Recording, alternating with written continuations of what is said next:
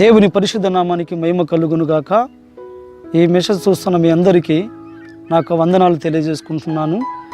చూడండి, దేవుని పరిశుద్ధ గ్రంథముల నుండి కీర్తనలు 30వ అధ్యాయము 2వ వచనం నుంచి మనము దేవుని వాక్యంలోనికి మనం వెళ్తాము. యెహోవా నా దేవా, నేను నీకు మొరపెట్టగా నీవు నన్ను స్వస్థపరిచితివి. చాలండి. ఇక్కడ దేవుని పరిశుద్ధ గ్రంథములో మనం చూసినట్లయితే దావీదు మహారాజు దేవుడికి మొరపెడుతున్నాడు. ఏమని మొరపెడుతున్నాడు? యెహోవా నా దేవా, నేను నీకు మొరపెట్టగా నీవు నన్ను స్వస్థపరిచితివి. చాలండి. ఆయన దావీదు మహారాజు ఎంతో రాజుగా ఉన్నాడు. ఎంతో ఎప్పుడు కూడా ఆయన బిజీలో ఉన్నటువంటి వ్యక్తి. చూడండి, ఎన్నో పనుల మీద ఆయన ఎప్పుడు కూడా పనుల మీద ఉన్నటువంటి అటువంటి మహారాజు దేవుడికి మొరపెడుతున్నాడు.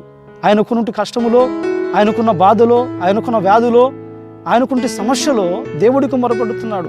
యెహోవా నా దేవా, నేను నీకు మొరపెట్టగా నీవు నన్ను స్వస్థపరిచితివి. చూడండి, దావీదు రాజును చూసి మనం నేర్చుకోవాలి. దేవుడి పరిశుద్ధ గ్రంథములో అటువంటి మహారాజు దేవునికి మొరపెట్టి విడుదల పొందుకున్నాడు. నీవు నేను కూడా యేసు రక్తములో కడగబడిన నీవు నేను కూడా దేవునికి మొరపెట్టే అనుభవం కలిగి ఉండాలి. మనకున్న కష్టములో, మనకున్నటువంటి వ్యాధులలో, మనకున్న బాధలలో, మనకున్నటువంటి విరుకు ఇబ్బందులలో మనము దేవునికి మొరపెట్టేవారుగా మనం ఉండాలి. ఎందుకంటే దేవుని పరిశుద్ధ గ్రంథంలో దావీదు మహారాజు అక్కడ మొరపెట్టాడు అంటున్నాడు. అక్కడ మళ్ళీ మొరపెట్టాడు, స్వస్థత పొందుకున్నాడు. మనము కూడా దేవుడికి మొరపెట్టి మనము కూడా విడుదల పొందుకోవాలంటే దేవుడికి మొరపెట్టే అనుభవం కలిగి ఉండాలి.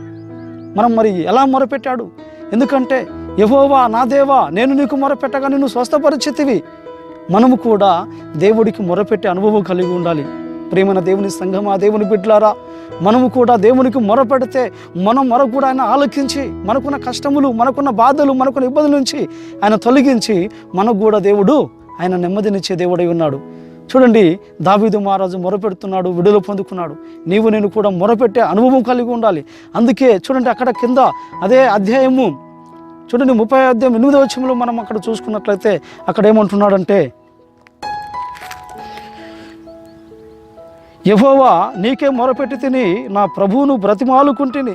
చూడండి, ఎలాగా దేవుడికి మొరపెట్టాడు దావీదు మహారాజు.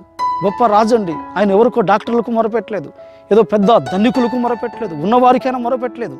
ఆయన ఎవరికి మొరపెట్టాడు? దేవుడికి మొరపెట్టాడు. నీకే మొరపెట్టి నా ప్రభువును బ్రతిమాలుకుంటుని. మనము కూడా దేవుని బ్రతిమాల అనుభవం కలిగి ఉండాలి. ఒకసారి దేవుని అడిగి విడిచిపెట్టడం కాదు, మరొకసారి దేవుని అడిగి మనము వదిలిపెట్టడం కాదు, కానీ మనము మొరపెట్టేటువంటి వారుగా ఉండాలి. మొరపెట్టి మనము ఆ కార్యం పొందుకునే వరకు కూడా మనం మొరపెట్టుకునే వారుగా ఉండాలి. అందుకే అంటున్నాడు ఇక్కడ, నా ప్రభువును బ్రతిమాలుకుంటుని. నీవు నేను కూడా బ్రతిమాల అనుభవం కలిగి ఉండాలి. చూడండి, మనము చిన్నపిల్లలను చూసుకున్నట్లయితే వారి తల్లిదండ్రుల దగ్గరికి వెళ్ళి వారికి కావాల్సిన వస్తువు కావచ్చు, వారికి కావాల్సిన అవసరత కావచ్చు, వాళ్ళ తల్లిదండ్రులకు దగ్గర పోయి మొరపెట్టుకుంటుంటారు. మమ్మీ నాకు అది కావాలి, డాడీ నాకు ఇది కావాలని మొరపెట్టుకుంటారు. మొరపెట్టుకున్న తర్వాత వారి తల్లిదండ్రుల దగ్గర నుంచి అది పొందుకున్న తర్వాత ఎంతో పిల్లలు ఆనందిస్తున్నట్టు మనం చూస్తున్నాం. ప్రియ దేవుని సంఘమా, మనము కూడా దేవుడికి మొరపెట్టే అనుభవం కలిగి ఉండాలి. దేవుడికి నువ్వు మొరపెట్టినట్లయితే దేవుడు కూడా నీ అవసరములు తీర్చగలిగినటువంటి దేవుడు. ఎలా అయితే ఆ పిల్లవాడికి తల్లిదండ్రులు మొరపెట్టి బ్రతిమాలుకున్న సమయంలో ఎలాగైతే ఆ పిల్లవాడికి అది అవసరం తీరినాక పిల్లవాడు ఎంత ఆనందించాడో, మనము కూడా దేవునికి మొరపెట్టిన తర్వాత దేవుడు మనకు ఇచ్చే వాటిని చూసి మనం ఆనందిస్తాం, మనం సంతోషిస్తాము. అలాగే మనము దేవుడికి మొరపెట్టేవారుగా ఉండాలి. దావీదు మహారాజు అంటున్నాడు, నా ప్రభువును బ్రతిమాలుకుంటుని. ఆయన మహారాజు అండి. ఆయన చూడండి, మహారాజు అయినప్పటికీ ప్రభు దగ్గర బ్రతిమాలుకుంటున్నాడు. నీవు నేను బ్రతిమాలే అనుభవం కలిగి ఉండామా? నీవు నేను దేవుని బ్రతిమాలుచున్నామా? దేవుని అడుగుచున్నామా? ఒకసారి ఆలోచించండి. ప్రియ దేవుని సంఘమా, దేవుని బిడ్డలారా, ఒకసారి ఆలోచించండి. మనము కూడా దేవుడి దగ్గర మొరపెట్టాలి.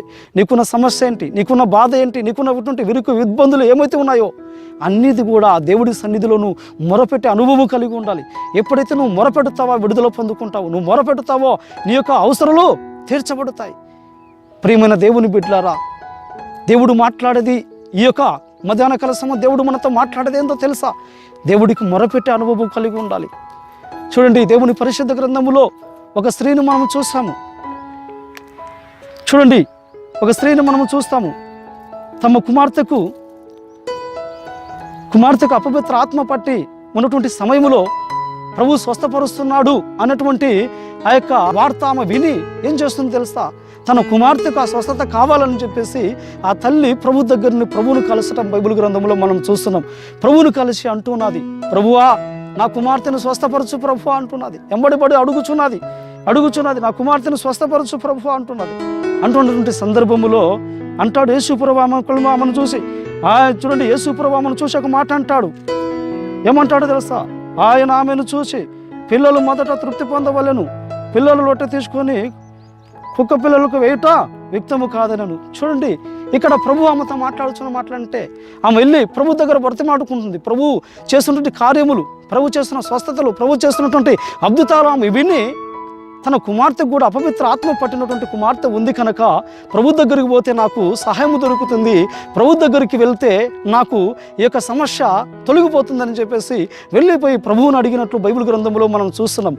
బైబిల్ గ్రంథంలో వెళ్ళి ఆమెను ప్రభువును అడిగినప్పుడు ఆయన ఏమంటాడు తెలుసా? ఆయన మొదట పిల్లలు తృప్తి పొందవలెను అంటాడు. అన్నప్పుడు ఆమె ఏమంటుందంటే మొదట పిల్లలు తృప్తి పొందవలెను అంటాడు. ఇశ్రాయేలు ప్రజల గురించి చెబుతున్నాడు. చూడండి, ఆమె అంటాది ఏమంటుంది తెలుసా? అయ్యా అని మళ్ళీ ఆమె ఏం చేస్తుందంటే ప్రభువును బ్రతిమలాడుతున్నట్లు మనం చూస్తున్నాము. ప్రేమైన దేవుణ్ణి సంఘమా, దేవుని బిడ్డలారా, మనము కూడా ప్రభువును బ్రతిమాలే అనుభవం కలిగి ఉండాలి. మరలా అడగాలి. దేవుడి దగ్గర పొందుకునే వరకు నువ్వు అడుగుతూనే ఉండాలి. నువ్వు ఒకసారి అడిగి వదిలిపెట్టడం కాదు, ప్రభువును అడగాల. ఆయన పొందుకునే వరకు నువ్వు పొందుకునే వరకు అడుగుతూ ఉండాలి. అలాగనే చూసినట్లయితే ఆయన చూడండి అక్కడ ఆ స్త్రీతో చెప్పినట్లు మనం చూసాం.